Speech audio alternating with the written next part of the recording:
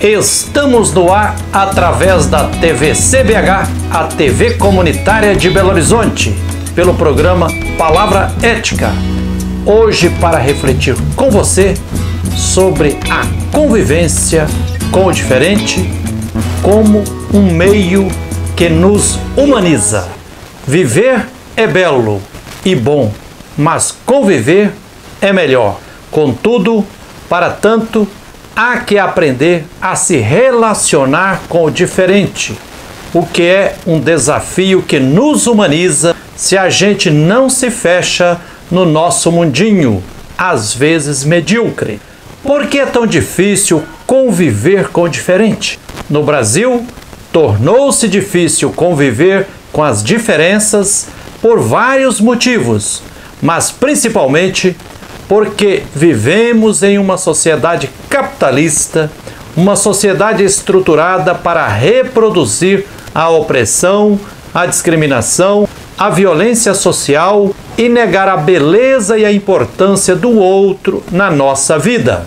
O comportamento geral é marcado por falsos valores que são trombeteados aos quatro ventos e seduzem as pessoas. O individualismo, o consumismo, o ter, o acumular, o competir. Isso desumaniza as pessoas, pois ninguém é uma ilha. Vivemos interconectados na teia da vida.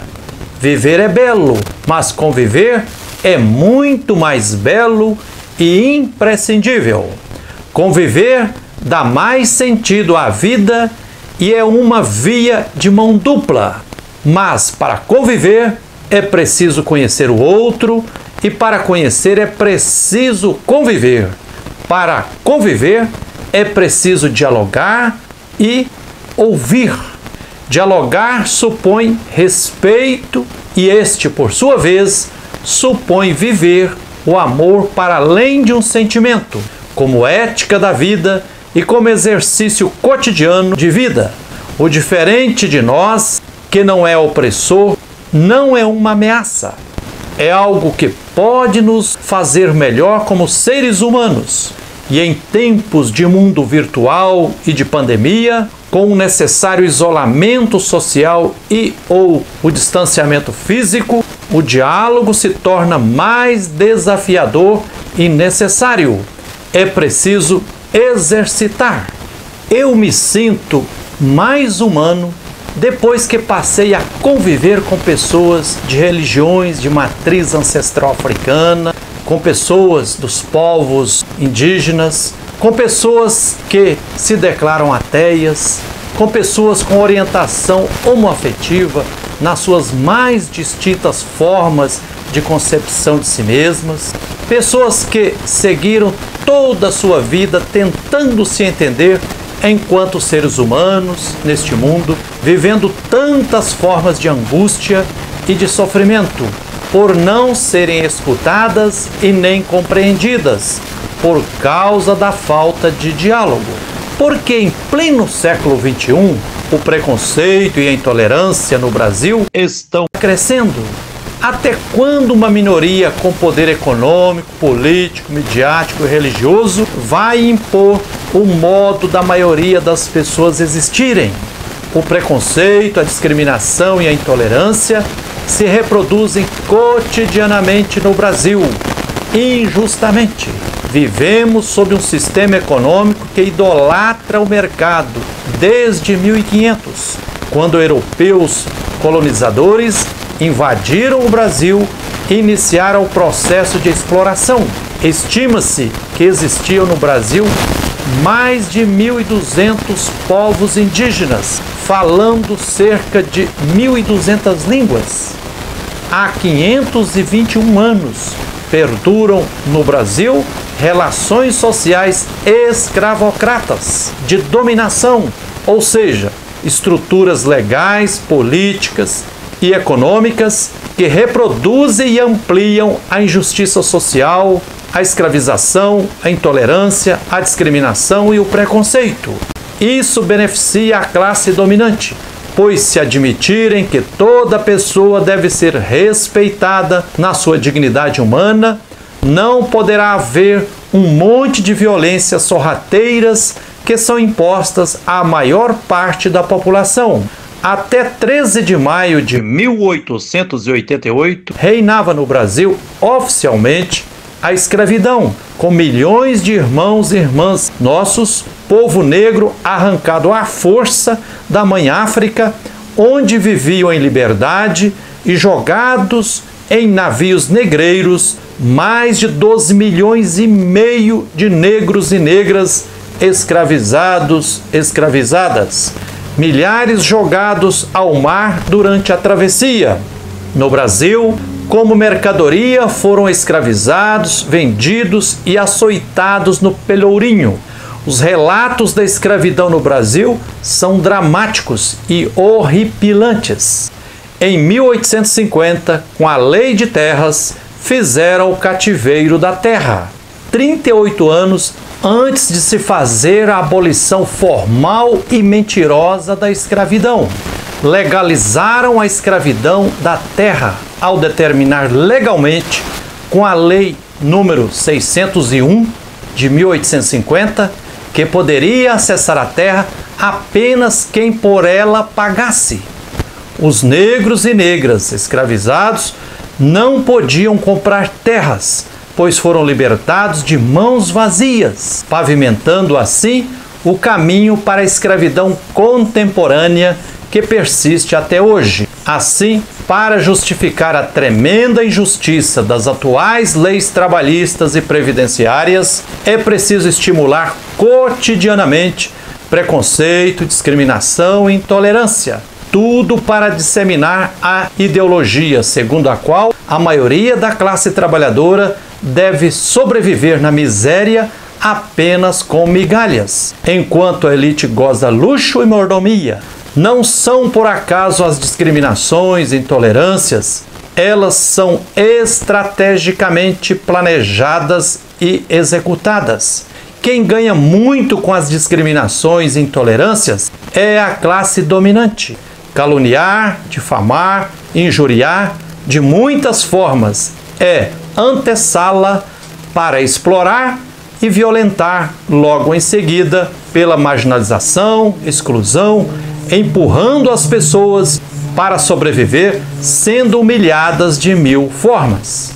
Ao longo da história da humanidade, sempre a classe dominante escolhe os grupos que serão os bodes expiatórios e as bruxas a serem execradas. Antes foram os bárbaros, os gentios, as bruxas, os considerados hereges e atualmente continuam sendo as mulheres, os negros e as pessoas LGBTQI+, entre outros. Em uma sociedade capitalista, quem tem poder econômico passa a ter poder político e jurídico, e com esses poderes nas suas garras, definem na prática quem deve ser discriminado e excluído da mesa farta da classe dominante. Se não discriminarem, terão que partilhar terra, riqueza, renda e poder.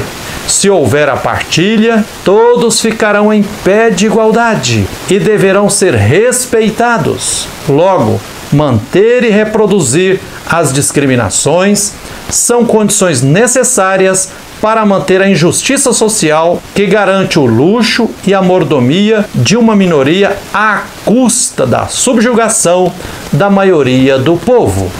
Há vários tipos de preconceitos, de discriminação e de intolerâncias. Os escrachados, os sutis, os mascarados, os que falam com voz mansa, mas apunhalando pelas costas, entre outros.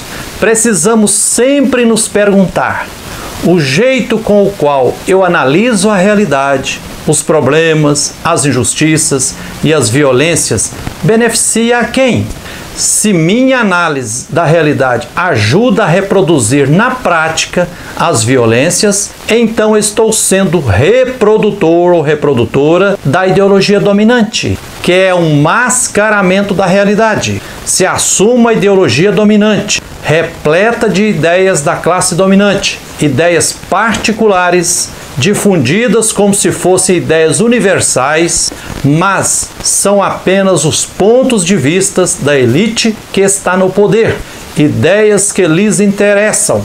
Assumo que não sou neutro e, de fato, ninguém o é, consciente ou inconscientemente, voluntário ou involuntariamente. Todos nós temos lado e sempre tomamos partido diante das situações de conflitos. Inclusive quem diz sou neutro, jamais é neutro. Em uma sociedade com brutal injustiça social, quem diz ser neutro está se colocando do lado dos opressores e exploradores.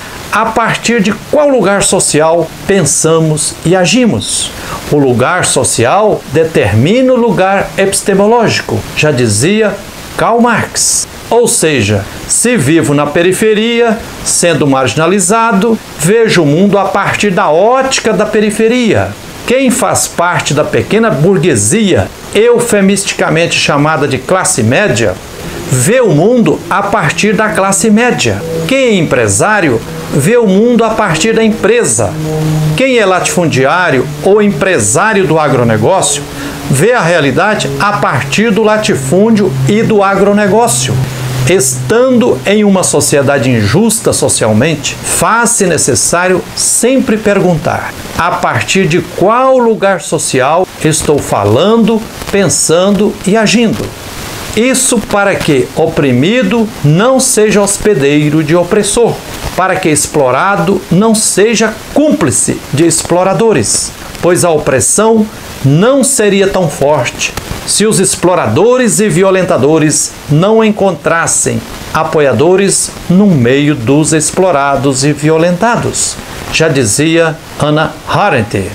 Para superarmos os preconceitos, as discriminações e a intolerância, temos que fazer muitas coisas de forma sincronizada. A primeira é adquirirmos um jeito crítico de ler e interpretar a realidade. Temos que reconhecer que ninguém nasce santo ou endiabrado. Nascemos humanos e as condições sociais objetivas podem nos humanizar ou nos desumanizar. Já dizia Jean-Jacques Rousseau, o homem nasce bom, a sociedade é que o perverte. Urge conviver com grupos e pessoas injustiçadas, sentarmos todos e todas na mesma mesa e partilharmos a vida, a fé, o pão, as alegrias e as dores.